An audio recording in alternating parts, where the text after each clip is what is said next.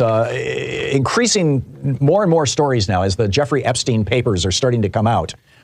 We are discovering that there were a number of young women, underage women at the time, who had originally testified that Donald Trump was having sex with everybody in sight regularly.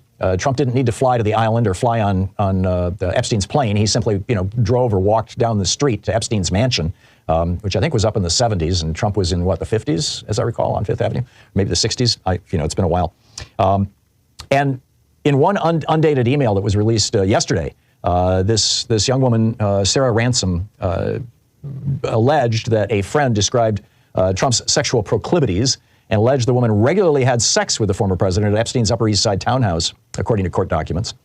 She said, and I quote, "I also know she had sexual relations with Trump at Jeffrey's New York mansion on regular occasions, as I once met Jen for coffee just before she was going to meet Trump and Epstein together at his mansion." So she laid this out. She said, "I've spoken to my family at some length." She laid this out, and then she got threatened by apparently Trump and Epstein.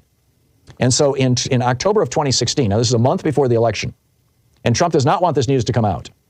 So this young woman goes to the media and she says, I have spoken to my family at some length this morning, and I would like to retract everything I have said and walk away from this. It's not worth coming forward, and I will never be heard anyhow, and only bad things will happen as a consequence of me going public, and I know this is true. So there you go.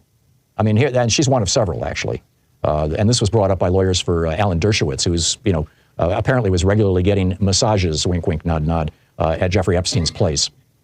And, so we'll see where all this goes.